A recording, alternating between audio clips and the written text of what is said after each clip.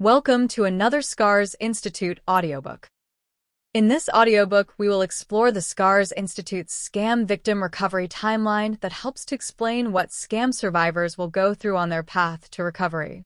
This will help every scam survivor to understanding the full arc of the scam victim recovery journey based on the SCARS Institute recovery model. This audiobook was written by Vianey Gonzalez, who is a licensed psychologist, specialty in crime victim trauma therapy, neuropsychologist, certified deception professional, psychology advisory panel, and director of the Society of Citizens Against Relationship Scams, Inc.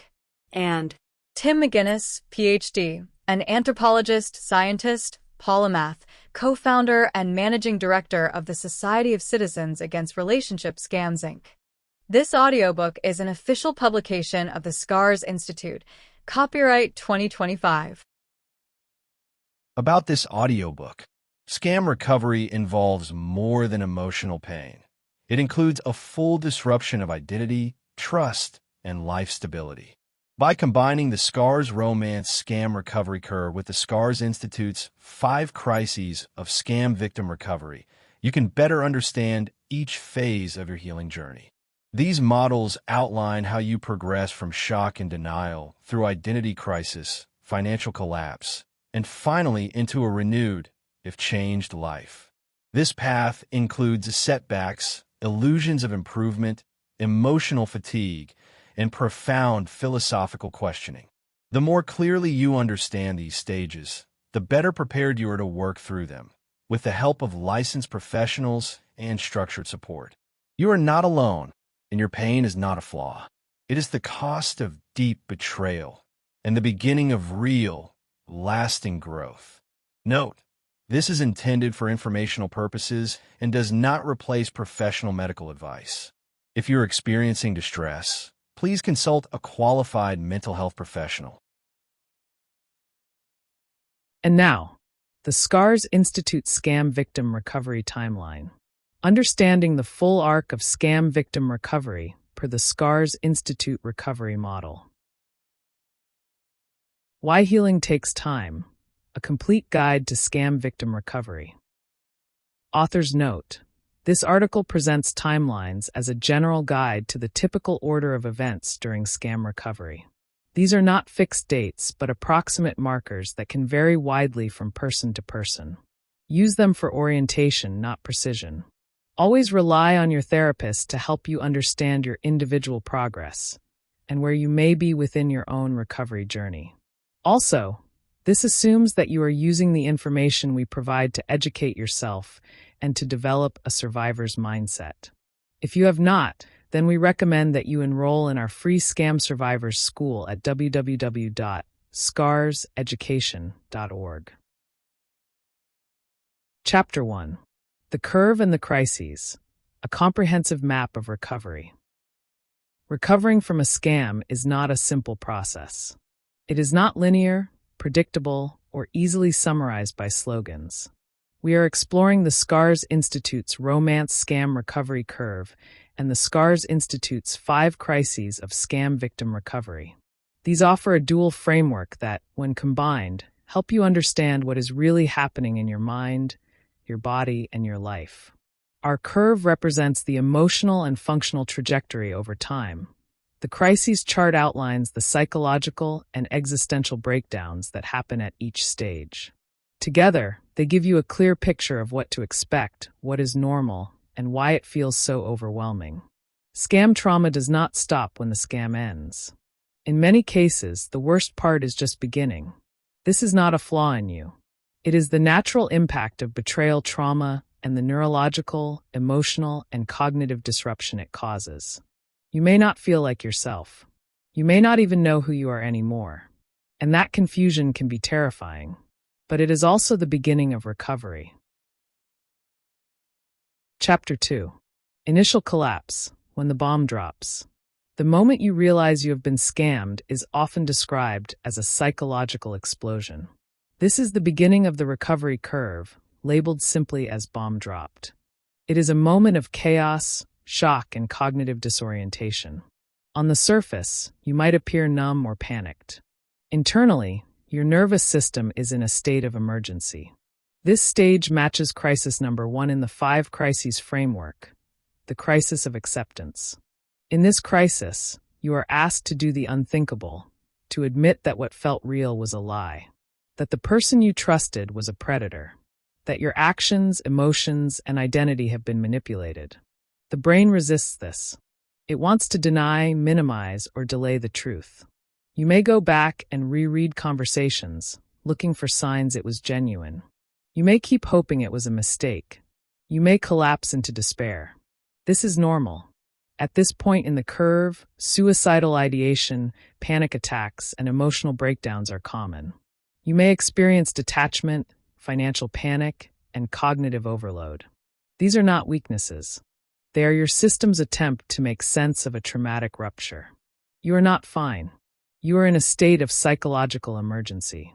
And that is exactly why professional counseling and trauma-informed support are essential.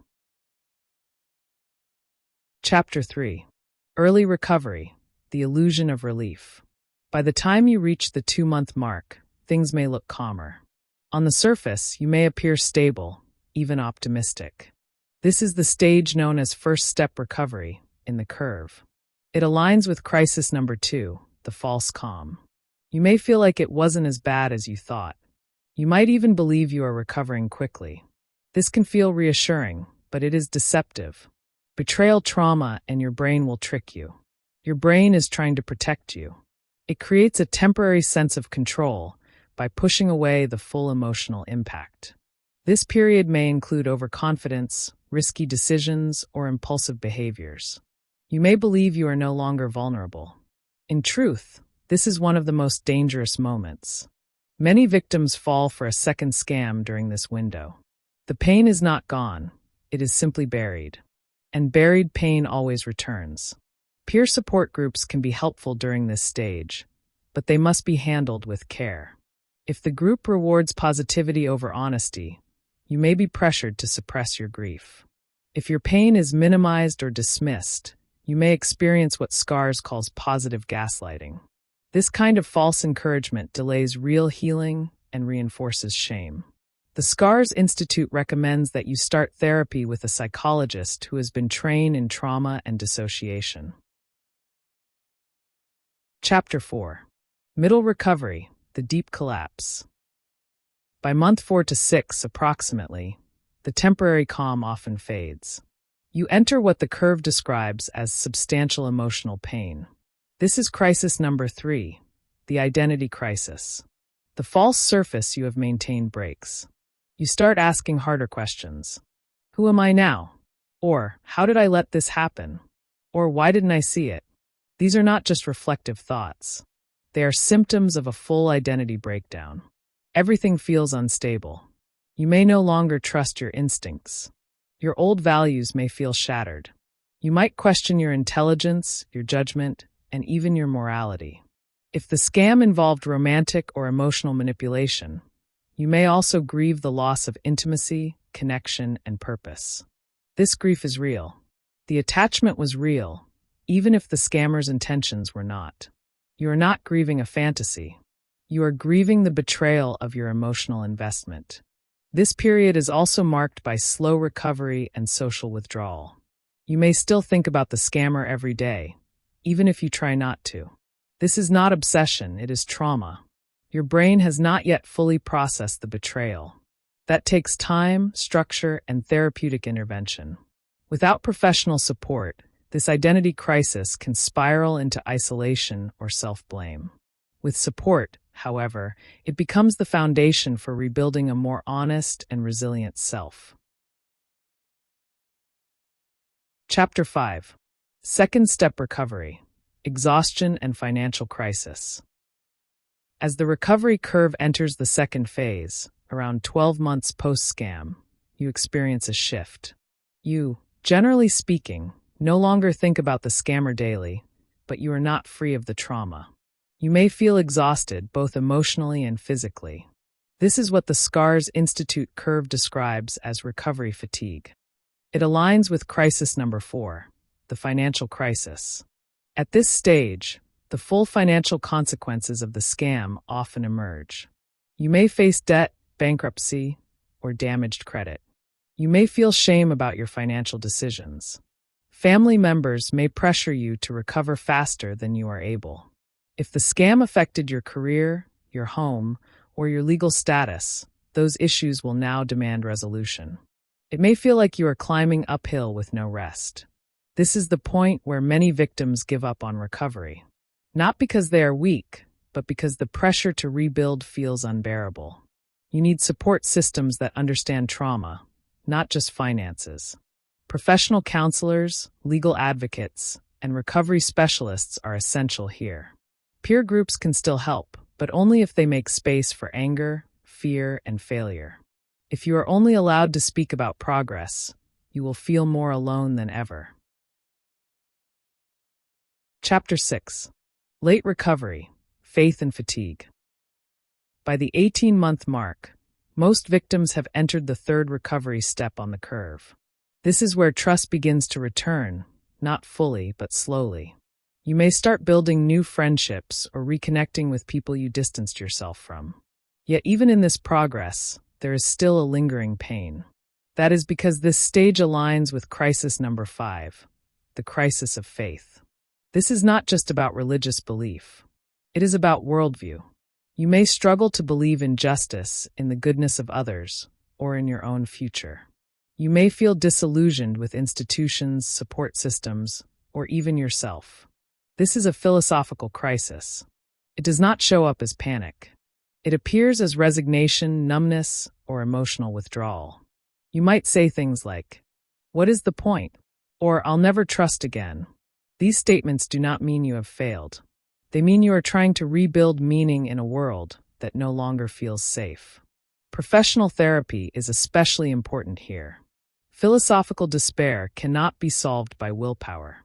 It requires deeper reflection, emotional processing, and gradual re-engagement with life. You are not broken. You are asking the right questions. The pain you feel is not a problem to be fixed. It is a signal that you are still fighting to find clarity, honesty, and direction. Chapter 7. Substantial Recovery, a New Normal. By month 24, substantial recovery is possible.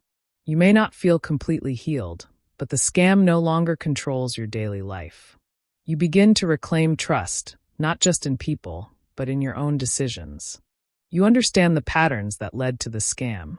You know the emotional wounds it left behind.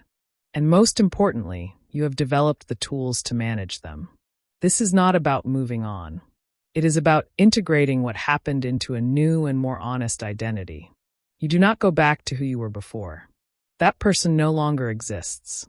But you also do not remain trapped in pain. You are changed but not destroyed. The final stretch of the recovery curve is where you experience life again. You can laugh without guilt. You can trust with caution and boundaries. You can talk about what happened without shame. The trauma may still visit you, but it no longer owns you. You have walked through all 5 crises. You have endured chaos, collapse, disillusionment, and grief. And you have begun to rebuild. That is recovery. That is resilience. And it is possible, even after the worst betrayal of your life. Chapter 8. Conclusion. Recovery from a scam is never quick, and it is never simple. You are not on a straight road. You are on a path with turns, mountains, and cliffs, and moments where the ground disappears beneath you. The Scars Institute Romance Scam Recovery Curve and the Scars Institute's 5 Crises of Scam Victim Recovery offer you 2 lenses to understand what has happened to you and what you are still going through. The curve shows how your emotions and functioning change over time. The 5 crises explain the psychological and existential upheavals that accompany that change. You are not expected to handle this alone. No one should expect you to understand betrayal, loss, financial ruin, and identity collapse without help. You will need tools. You will need professionals. And you will need time. What you are feeling is real. The betrayal trauma, confusion, grief, rage, and fatigue are not weaknesses. They are signs that your mind and body are doing their best to heal. You are not broken. You are in recovery. The climb is difficult, but it is possible. As long as you keep moving, learning, and refusing to fake your healing, you are already doing the most honest and powerful thing a person can do after trauma. Thank you for listening to this Scars Institute audiobook. Please leave your comments and insight to help other survivors. You can find this and many more essential articles about scam victim recovery on the Scars Institute Scams Now magazine website. Make sure that you get the help you need. The Scars Institute offers the information and knowledge that you need to get started and to continue on your recovery journey. Begin at www.scamvictimsupport.org. There is much to learn. As you work your way through this, you will need to educate yourself how to recover. We suggest that you enroll in the Scars Institute's free Scam Survivor School. To enroll for free, visit www.scarseducation.org. Be sure to visit all of the Scars Institute websites and resources to help you on your journey, or to help a family member or friend. All Scars Institute resources are free. We also provide free training for advocates, professionals, and law enforcement. Thank you again for listening. The Scars Institute is here to help.